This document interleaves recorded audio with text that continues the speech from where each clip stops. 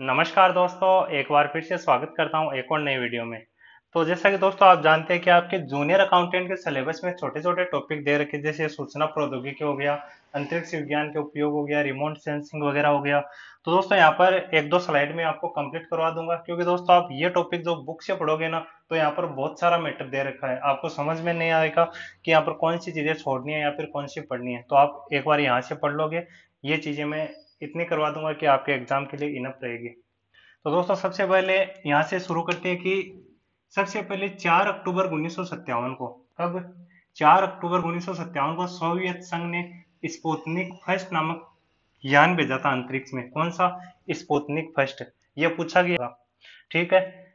सबसे पहले Sputnik first कब? 4 अक्टूबर 1957 को। ये डेट याद रखनी है, जो इंपॉर्टेंट डेट है वो मैंने लिख दिया। बाकी आप देखोगे ना किसी बुक में तो बहुत सारी डेट वो लिखी हुई है, वो आपको याद नहीं करनी है। अब 3 नवंबर 1957 को फिर से सोवियत संघ ने स्पुतनिक सेकंड यान भेजा था। स्पुतनिक फर्स्ट किसने भेजा था? सोवियत संघ ने। स्पुतनिक सेकंड किसने भेजा? तो स्पुतनिक सेकंड भी किसने? सोवियत संघ ने भेजा था। कब? 3 नवंबर 1957 को। ये वाली तो आपको डेट याद रखनी है। फिर स्पुतनिक सेकंड में किसको भेजा था सबसे पहले? तो लाइका नामक कुतिया। ये पूछा गया है, जो लाइका नामक कुतिया है उसको सर्वप्रथम पहला जीव था जिसको अंतरिक्ष में भेजा गया था। कौन से यान में? स्पुतनिक सेकंड यान में। किसने भेजा? तो सोवियत संघ ने भेजा था। कब? 1957 में। उसके बाद में दोस्तों एक स्टेशन है, कौन सा? मीर स्टेशन। मीर स्टेशन किसका है? तो सोवियत संघ का है। इंपॉर्टेंट है, याद रखना, पूछा गया है। सोवियत संघ मतलब फ्रांस, जो वर्तमान में फ्रांस है ना, उसको पहले सोवियत संघ बोला जाता था। अंतरिक्ष कौन सा है? मीर स्टेशन। किसका? सोवियत संघ का। उसके बाद में दोस्तों अमेरिका ने, है ना, अमेरिका ने एक यान भेजा था। कौन सा? उनका नाम था पाथ फाउंडर। ये एक यान का नाम है, पाथ फाउंडर। और कहां पर भेजा था? तो मंगल ग्रह पर भेजा था।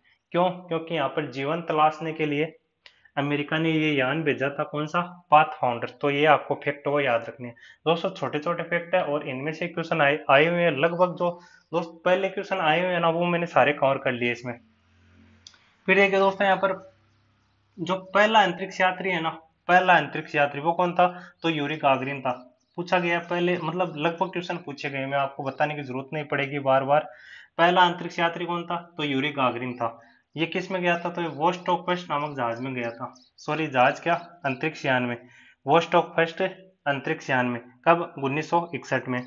फिर पहली महिला कौन थी जो अंतरिक्ष में गई थी? विश्व की है दोनों, अंतरिक्ष यात्री विश्व का यूरी गागरिन, और महिला कौन थी? तो वेलेंटिना टेरेस्कोवा। अब ये कब गई थी? ये 1963 में गई थी। और ये अंतरिक्ष यान कौन सा था? तो वोस्टोक 6 नामक है अंतरिक्ष यान में गई थी। यूरी गागरिन कौन से में? वोस्टोक फर्स्ट में। वेलेंटिना टेरेस्कोवा वोस्टोक 6 में गई थी। कहाँ पर? अंतरिक्ष में। ये विश्व की पहली महिला। दोनों क्वेश्चन पूछे गए हैं और डेट वगैरह नहीं पूछी गई है, दोनों का नाम पूछा गया कि विश्व का पहला व्यक्ति कौन था जो अंतरिक्ष में गया? Yuri Gagarin. और पहली महिला कौन थी? तो वेलेंटिना टेरेस्कोवा। ठीक है। उसके बाद में भारत, भारत के प्रथम व्यक्ति कौन थे जो अंतरिक्ष में गए थे? कौन थे? राकेश शर्मा। इंपोर्टेंट पूछा गया है। कौन से यान से गए थे? तो टी यान से गए थे। टी यान। फिर है, कब गए थे? तो 3 अप्रैल 1984 को। ध्यान रख लेना थोड़ा, 3 अप्रैल 1984 को राकेश शर्मा वो भारत के प्रथम व्यक्ति थे जो अंतरिक्ष में गए थे। नाम क्या था यान का? तो टी यान था। फिर है, महिला कौन थी? तो भारत की महिला थी कल्पना चावला। कब गई थी? 1997 में पहली बार गई थी। कौन सा यान था? तो कोलंबिया यान से अंतरिक्ष में गई थी। इंपॉर्टेंट है, इसको याद रखना है इस नाम को। भारत की प्रथम महिला जो अंतरिक्ष में गई थी, कल्पना चावला। कब? 1997 को। किस यान से? तो कोलंबिया यान से। अब देखिए दोस्तों यहाँ पर एक दुर्घटना होती है कि जब कल्पना चावला दूसरी बार अंतरिक्ष में जाती है, दूसरी बार अंतरिक्ष में कब गई थी? तो 2003 में अंतरिक्ष में गई थी। तो यहाँ पर यान कौन सा था? यान वो का वही था, कोलंबिया यान था। दोस्तों वहां पर अंतरिक्ष में ये 16 दिन रही थी। कितने दिन? 16 दिन। और फिर वापस आई 1 फरवरी 2003 को। 1 फरवरी 2003 को आई। तो यहाँ पर जो यान वो क्रैश हो गया था और इनकी मृत्यु हो गई थी। फिर देखिए दोस्तों इनका एक ध्येय वाक्य है किनका? कल्पना चावला का, कि समूचा ब्रह्मांड मेरा कुटुंब। इसको याद रखना, इंपॉर्टेंट है। अगर अच्छे एग्जाम में कोई क्वेश्चन पूछेगा तो ये वाला क्वेश्चन पूछने की पूरी पूरी संभावना रहेगी। फिर देखिए दोस्तों सबसे ज्यादा दिनों तक जो अंतरिक्ष में महिला रही थी वो कौन है? तो सुनीता विलियम। बहुत बार पूछा गया, इंपॉर्टेंट क्वेश्चन है। कौन थे? सुनीता विलियम। कितने दिन? 195 दिन का रिकॉर्ड है, लगभग 195 दिन वो अंतरिक्ष में रही थी। और यह भारतीय मूल की महिला थी। कौन? सुनीता विलियम्स।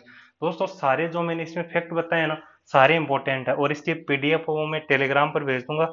अब देखिए दोस्तों यहाँ पर अगली स्लाइड।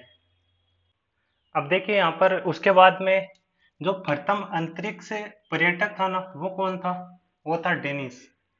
कौन था? डेनिस। इंपॉर्टेंट है, पूछा गया है और आपको ये डेट भी याद रखनी है कि प्रथम अंतरिक्ष पर्यटक कौन था? तो डेनिस था। कब गया था? 2002 में अंतरिक्ष में घूमने के लिए गया था। फिर चंद्रमा। चंद्रमा की बात करें तो दोस्तों यहाँ पर चंद्रमा पर प्रथम कदम रखने वाला व्यक्ति कौन था? तो नील आर्मस्ट्रॉन्ग। कौन था? Neil Armstrong. काफी बार पूछा गया इस क्वेश्चन को। और कहाँ का था? तो अमेरिका का था। ए मतलब अमेरिका। कब गया था? 21 जुलाई 1969। इंपॉर्टेंट है, ये भी पूछा गया है। और कौन से यान से गया था? तो अपोलो सेकंड यान से गया था। चंद्रमा की धरती पर कदम रखने वाला प्रथम व्यक्ति नील आर्मस्ट्रॉन्ग अमेरिका का था। 21 जुलाई 1969 को अपोलो सेकंड यान से गया था। दोस्तों ये डेट है ना 1969, ये बहुत ही ज्यादा इंपॉर्टेंट है। मैं एक जगह और बताऊंगा अभी। अब भारत का प्रथम कृत्रिम उपग्रह कौन सा था? कौन सा था? आर्यभट्ट। इंपॉर्टेंट है, बहुत बार पूछा गया। कब? 19 अप्रैल 1975 को। ये 1975 है ना, ये डेट बहुत बार पूछी गई है। भारत का प्रथम कृत्रिम उपग्रह कौन सा है? आर्यभट्ट। कब? 19 अप्रैल 1975 को। कौन से यान से इसे प्रक्षेपित किया गया था? तो कॉस्मोस से इसको प्रक्षेपित किया गया था। और किसकी सहायता से? तो सोवियत संघ एसयू। सोवियत संघ की सहायता से प्रथम यान था कौन सा? आर्यभट्ट, जिसको अंतरिक्ष में प्रक्षेपित किया गया था। किसका? भारत का। इंपॉर्टेंट है, ये दो क्वेश्चन है, दोनों अलग अलग है, थोड़ा ध्यान रखना। फिर अब भारत की धरती से प्रक्षेपित, ये तो दोस्तों सोवियत संघ की मदद से इसको अंतरिक्ष में प्रक्षेपित किया गया था। किसको? आर्यभट्ट को। लेकिन भारत की धरती पर बना हुआ प्रथम भारत की धरती से प्रक्षेपित यान कौन सा था? तो रोहिणी था। कौन सा?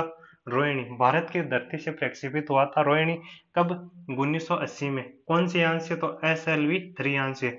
दोनों क्वेश्चन अलग अलग और दोनों में पूछे गए, दोनों को ध्यान रखना आपको। पहला कृत्रिम आर्यभट्ट और भारत की धरती से बना और भारत की धरती से प्रक्षेपित कौन सा था? रोहिणी। दोनों आपको फैक्ट वो याद रखने हैं। उसके बाद में दोस्तों अब आप जानते हो कि उपग्रह होते हैं, ठीक है। अब उपग्रह जब 36,000 किलोमीटर, यानी कि धरती, जो धरती है इसके धरातल से 36,000 किलोमीटर की ऊंचाई पर चले जाते हैं ना, तो उपग्रह और पृथ्वी का जो आवर्तकाल है वो बराबर हो जाता है। उपग्रह और पृथ्वी का आवर्तकाल मतलब दोनों साथ साथ घूमने लग जाते हैं। तो इस कक्षा को क्या कहा जाता है? भू स्थायी कक्षा। इस कक्षा को क्या कहा जाता है? भू स्थायी कक्षा। और इंग्लिश में जियो स्टेशन ऑर्बिटल। अब इस पे क्वेश्चन क्या आया? ये वाला फेवरेट क्वेश्चन है अभी वर्तमान में RSM-SSB का। इसको सीटी में भी पूछा गया था और वीडियो वीडियो का एग्जाम हुआ था मेंस में, इसको भी इसमें भी पूछा गया था और उससे पहले भी इसको पूछ लिया और इसकी वापस आने की प्रबल संभावना है। अब देखिए दोस्तों, इसको चेंज करके देगा ये, इसको मीटर में दे देगा और इसको मीटर में दे देगा तो 1000 से गुणा कर देगा। यानी कि अभी तो 36,000 किलोमीटर है, लेकिन मीटर में चेंज करेगा तो उस हिसाब से आप देख लेना। ध्यान रखना ऐसी चीजों का ऑप्शन में करते टाइम की क्या दे रखा और क्या करना है, ठीक है। और ये नाम भी ध्यान रखना, भूस्थायी कक्षा या फिर जियो स्टेशन ऑर्बिटल। अब उसके बाद में क्या है कि एक आपने नाम सुना होगा, नासा। नासा का नाम बहुत ही ज्यादा फेमस है। अब नासा की स्थापना 1958 में हुई थी। और किसका अंतरिक्ष स्टेशन है नासा? तो अमेरिका का। एक और है कौन सा? जक्सा। जक्सा किसका है? जापान का। आप इसे याद रख लोगे। अब नासा की फुल फॉर्म क्या है? National aeronautic space administration. इतना इंपॉर्टेंट नहीं है, लेकिन मैंने लिख दिया कि क्या बाई चांस पूछ ले, लेकिन इतना ज्यादा इंपॉर्टेंट नहीं है। फिर आता है यहाँ पर इसरो, भारत की आन बान शान इसरो। इसकी स्थापना 15 अगस्त 1969 में हुई थी। ये यहाँ पर गुणनतर जो नील आर्मस्ट्रॉन्ग गया था उसी साल 15 अगस्त 1969 को इसरो की स्थापना हुई थी। फुल फॉर्म क्या है? Indian space research organisation. Important है ये क्वेश्चन, जो पटवार हुआ था अभी पिछला एग्जाम, उसमें पूछा गया था कि इसरो की स्थापना कब हुई थी। तो 15 अगस्त 1969 को इसरो की स्थापना हुई थी। इसकी फुल फॉर्म आपको याद रखनी है, इंडियन स्पेस रिसर्च ऑर्गेनाइजेशन। अब देखिए दोस्तों, भारत में जो यान प्रक्षेपित किए जाते हैं ना, वो कहाँ से किए जाते हैं? तो हरिकोटा आंध्र प्रदेश। इंपोर्टेंट है, ये भी पूछा गया है। फिर आपने एक नाम सुना होगा, इनसेट। इनसेट क्या है? इनसेट एक भारतीय राष्ट्रीय उपग्रह प्रणाली है जिस जो कि एक बहुउद्देशीय प्रणाली है। अब इससे बहुउद्देशीय प्रणाली का मतलब क्या होता है कि इससे जो इनसेट है ना, इससे मौसम संबंधी भी जानकारी ले सकते हैं और अंतरिक्ष संबंधी इस पे कार्य किए जाते हैं, इसलिए इसका नाम बहुउद्देश्य हो गया। इसको और बहुउद्देश्य का मतलब ये होता है कि एक से अधिक कार्य करे उसे बहुउद्देश्य कहा जाता है। अब देखिए दोस्तों, इस स्लाइड पर यहाँ पर बहुत ही ज्यादा इंपॉर्टेंट फैक्ट है। ये वाला फैक्ट तो सबसे ज्यादा इंपॉर्टेंट है, ये यूरी गागरिन हो गया, और ये वाले सारे पूछे गए हैं और इनमें से ये वाला चीज पूछा गया है। अब देखिए दोस्तों, अपन चलते हैं अगली स्लाइड पर। अब देखिए यहाँ पर जो तीसरी स्लाइड है उसकी बात करें तो यहाँ पर आपको याद रखना है एक एडुशेट। एडुशेट क्या है दोस्तों? मैंने जो रिमोट सेंसिंग वगैरह जो 3-4 टॉपिक दिए ना, मैंने सब में सबको इसमें कवर करवा दिया। अब कुछ लोग कमेंट करेंगे सर ये कहाँ गया वो कहाँ गया, तो सब इसमें कवर करवा दिया। अब एडुशेट, एडुशेट क्या है? इतनी बार एग्जाम में पूछा गया कि हद हो गई। जो टीचर की एग्जाम होती है ना, उनका तो ये फेवरेट क्वेश्चन है। एडुशेट एक शैक्षणिक उपग्रह है। कौन सा शैक्षणिक उपग्रह? कब लॉन्च किया गया? तो 2004 में से लॉन्च किया गया था, काफी इंपॉर्टेंट है। उसके बाद में देखिए यहाँ पर भारत का प्रथम मंगल मिशन कौन सा था? मोम। कौन सा था? मोम। मोम का मतलब मार्स ऑर्बिटर मिशन। क्या? मार्स ऑर्बिटर मिशन कब लॉन्च किया गया? तो 5 नवंबर 2013 को यह मिशन लॉन्च किया गया था। कब? 5 नवंबर 2013 को। कौन से यान से? पीएसएलवी C-25, पीएसएलवी C-25 से लॉन्च किया गया था। क्यों? क्योंकि मंगल ग्रह पर जीवन को तलाशने के लिए भारत ने यह मिशन लॉन्च किया गया था। इंपॉर्टेंट और पूछा भी हुआ है, और अभी तक इसको पूछा जा रहा है। 2019 के एग्जाम में पूछा गया था। फिर है पीएसएलवी की फुल फॉर्म क्या होती है? तो पोलर सैटेलाइट लॉन्चिंग व्हीकल इसकी फुल फॉर्म होती है। फिर देखिए यहाँ पर मैंने कुछ स्टेशन के जो केंद्र उनका यहाँ पर लिखा है। इसरो, इसरो कहाँ पर है? तो बेंगलुरु में इसका मुख्यालय है। फिर है वीएसएसएस यानी कि विक्रम साराभाई अंतरिक्ष अनुसंधान केंद्र है, वो है थुम्बा, तिरुवनंतपुरम केरल में स्थित है। इनको थोड़ा थोड़ा ध्यान रख लेना, कई बार एजुकेशन दे देता है तो अपन आसानी से कर लेंगे। कहाँ पर है विक्रम साराभाई अंतरिक्ष अनुसंधान केंद्र? थुम्बा, तिरुवनंतपुरम केरल में। फिर है सतीश धवन अंतरिक्ष केंद्र कहाँ पर स्थित है? तो श्रीहरिकोटा आंध्र प्रदेश। मैंने पिछले स्लाइड में बताया था ना, जहाँ से यान और प्रक्षेपित किए जाते हैं। फिर है राष्ट्रीय सुदूर संवेदन अभिकरण, ये कहाँ स्थित है? हैदराबाद में। इंपोर्टेंट है, ये पूछा गया है। क्या है कि राष्ट्रीय सुदूर संवेदन अभिकरण हैदराबाद। अब उसके बाद में देखते हैं यहाँ पर एक हेब्बल नाम का एक दूरदर्शी है। क्या? हेब्बल नाम का दूरदर्शी है, जो किसने लॉन्च किया था? अमेरिका ने लॉन्च किया था हेब्बल नाम का दूरदर्शी। अब उसके बाद में आता है अपना डीआरडीओ। डीआरडीओ की फुल फॉर्म क्या होती है? तो defence research and development organisation, यानी कि रक्षा अनुसंधान व विकास संगठन इसकी फुल फॉर्म होती है। इसकी स्थापना कब हुई? तो 1958 में इसकी स्थापना हुई थी। इंपोर्टेंट है, कब? 1958 में डीआरडीओ की स्थापना हुई थी। और जो दोस्तों अभी वर्तमान में इनके अध्यक्ष है ना, डीआरडीओ और इसरो, इनके अध्यक्ष जरूर याद करके जाना। अभी मेरे को करंट में इनका पता नहीं है, लेकिन आप देख लेना, जब करंट पढ़ोगे ना तो इनको आपको देखने को मिल जाएगा दोनों को।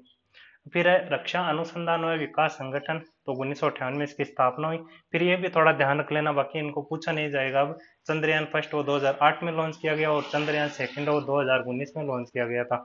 अब देखिए दोस्तों, यहाँ पर जब आप करंट पढ़ोगे ना, तो यहाँ पर अंतरिक्ष या फिर सूचना प्रौद्योगिकी संबंधित करंट होता है ना, उनको देख लेना, क्योंकि कई बार ज्यादातर क्वेश्चन वो इनमें से करंट में से भी पूछ लिया जाता है।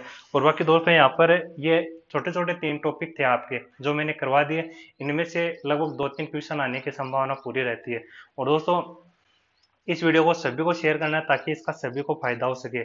और इस वीडियो को लाइक जरूर करिए और चैनल को सब्सक्राइब जरूर कर ले, ताकि आपको आने वाली वीडियो की नोटिफिकेशन सबसे पहले मिल सके। तो मिलते हैं अगले वीडियो में, तब तक के लिए धन्यवाद।